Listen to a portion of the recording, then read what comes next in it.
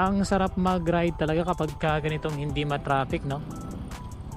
Ito yung motor na 125cc lang pero hindi tinipid sa power.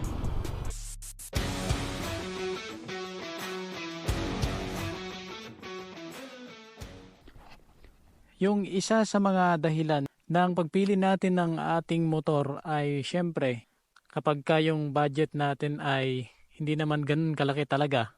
Yung gusto nating bilhing motor ay yung talagang sigurado tayong tatagal at syempre sa panahon ngayon na mahal ang gasolina, gusto nating makatipid palagi, di ba? Pero syempre kapag ikaw ay marami namang pangbili, syempre yung pipiliin mo ay yung mga mamahaling motor. Pero kapag yung pambili ng motor ay hindi naman kalakihan talaga, isa sa mga dahilan na ating tinitingnan ay kung anong klaseng motor ang ating bibilhin, di ba? Syempre para naman hindi masayang ang ating pera kapag bumili tayo ng motor. At maliban sa matibay na klase ng motor, syempre pinipili natin yung maganda ang performance. Yung bang kapag bumili ka ng isang bagay ay hindi ka malulugi. May iba't ibang klase ang bawat motor, di ba? At may iba-iba rin tayong kagustuhan kung anong uri ng motor, kung ilang cc, or kung gaano nga ba katipid ang ating motor na bibilhin. Kalimitan na ngayon, ang gusto nating bilhing motor para sa akin ay yung motor na matipid at syempre ay matibay. Yun yung gusto natin ngayon, lalo na't yung pambili ay sakto lang sa ganong uri ng motor.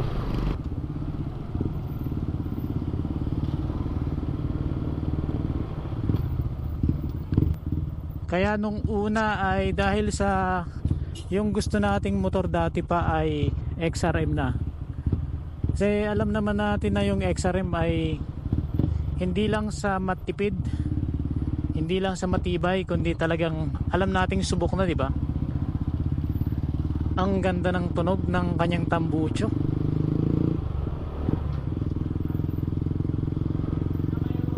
Maliban sa hindi naman kamahalan talaga ang XRM 125, ang kanyang fuel capacity ay napakatipid.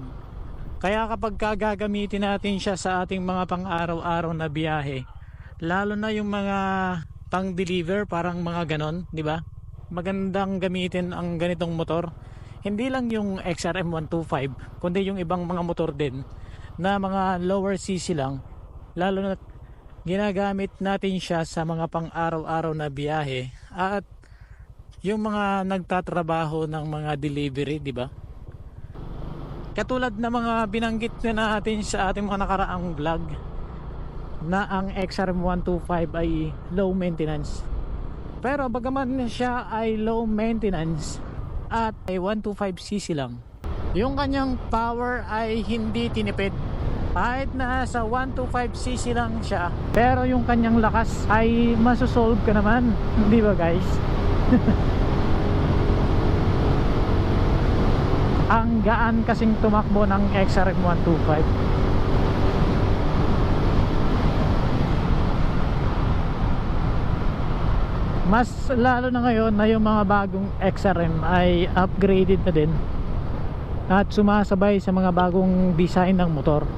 Bagaman may mga ibang features na makikita natin dito sa XRM na kung i-compare natin siya sa mga bagong labas na motor ngayon, like sa mga scooters, medyo hindi siya ganun talaga kaparehas na upgraded talaga. Pagdating sa kanyang panel screen, kung mapapansin natin ay digital. Maliban na lang sa kanyang mga ilaw, kasi yung gamit na ilaw pa rin dito ay yung mga dating design ng XRM na naka bulb type at hindi pa LED. Compare sa mga bagong motor ngayon na halos karamihan ay LED na, di ba?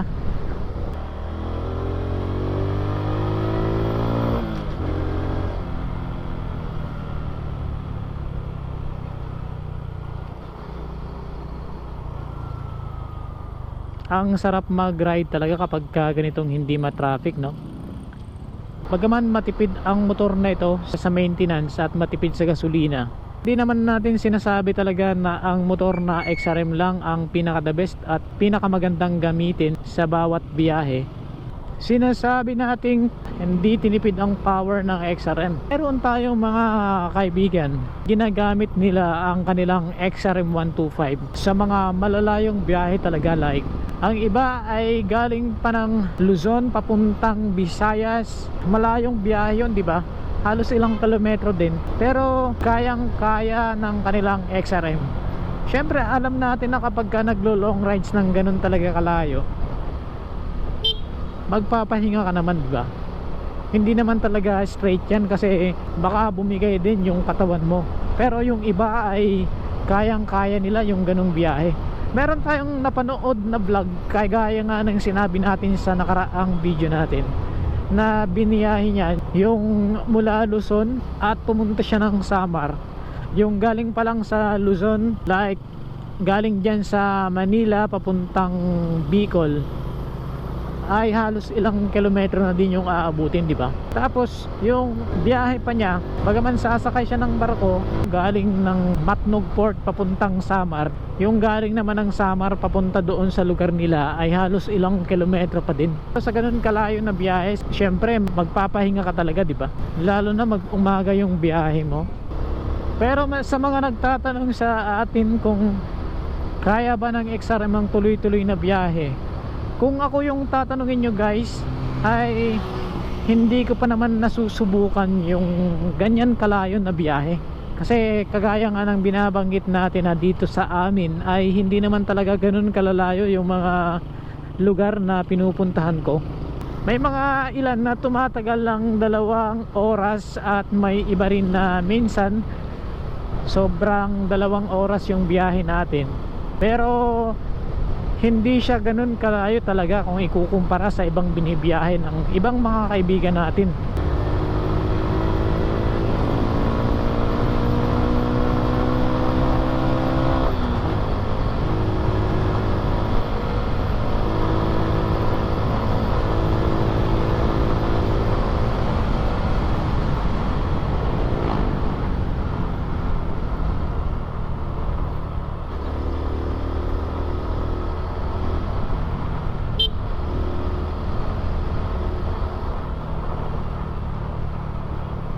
Napakagaan talagang gamitin ang XRM 125 guys.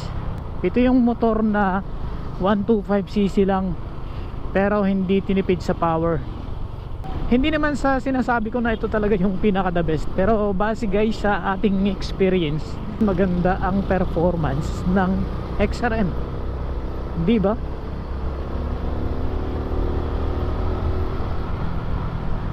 At pansamantala hanggang dito na lang muna ang ating video.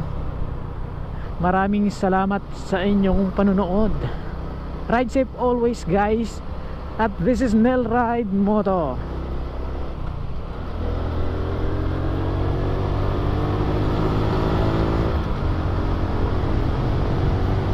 Thank you.